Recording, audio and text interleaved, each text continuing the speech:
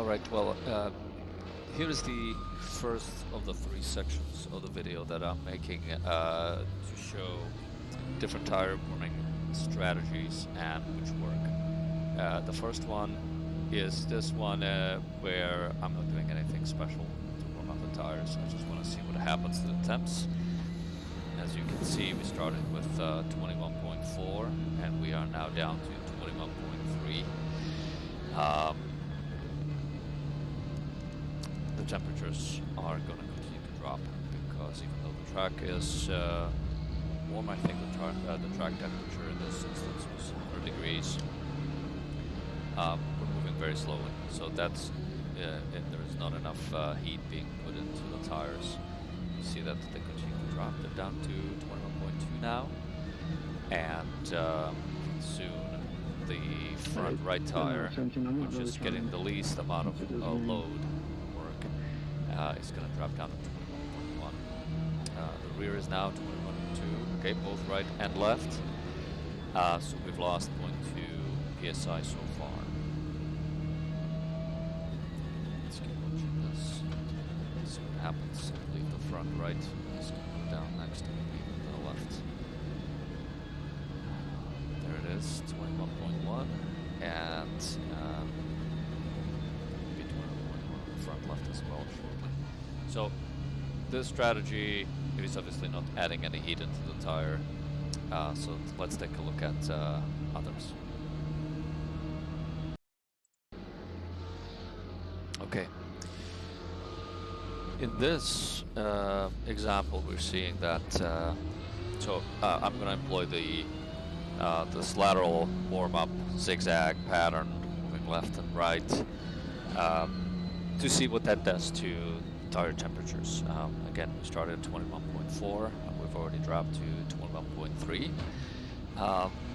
This track is fairly narrow, and it's not very long, 1.7 miles, so it doesn't really give you a lot of opportunity to warm up the tires here. You know, if you're at a different track, like Spa, for example, where the track may be wider, or Road America, and longer, where you can actually create a little bit of a gap, separation between cars, and you can accelerate and decelerate.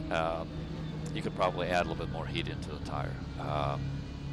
By the way, all the previous video, as well as the next video, they were all recorded on the same day, so the track temperatures were the same. I think ambient temp was in the 60s, and the track temperature was 100 degrees.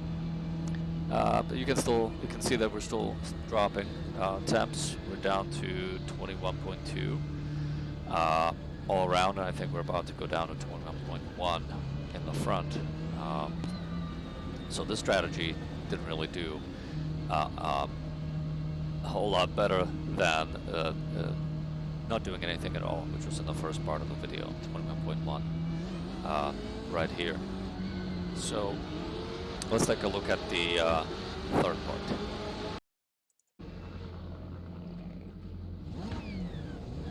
Okay, and in this third example, what I'm doing here is I'm gonna drag the brake. So what that entails is you're getting on the brake, around 50%, staying on the gas, close to 70-80% first and second gear, given our speeds here. And you're trying to engage the brakes throughout. And the idea here is that as the brake pads warm up, the calipers warm up, the wheel warms up, and then the wheel transfers the temperature into the tire. Again, on a longer track where you can again create a little bit more of a gap, you can probably put even a little bit more heat into it. You can see that we are, even though we've lost a little bit of temps, we're not going to go any lower than 21.3. And just before the start of the race, we're actually going to be at 21.5 up front, if I remember correctly. So this strategy works. It definitely takes a little bit of a skill. You want to make sure that you don't get too close to the car in front of you, because if they slam on the brakes and you're still accelerating and you're depressing the brake, you might lock up your tires and hit them, which obviously is, so you don't want to do that. Be careful, give yourself plenty of space here. And okay, we're up to 21.4 front left, 21.4 front right. So this third strategy is the winning strategy. It definitely gives you the best, the warmest tires of all three. And you know, if you are at an even longer track, and we did jump to 21.5, and if you are at an even longer track, you should be able to warm up the tires even a little bit more. So it's, you know, 21.5 is not a huge jump over 21.2, but it might make a difference between being able to take a slightly more aggressive line during the first couple of laps compared to what others may be able to do. So hope this helps. Let me know.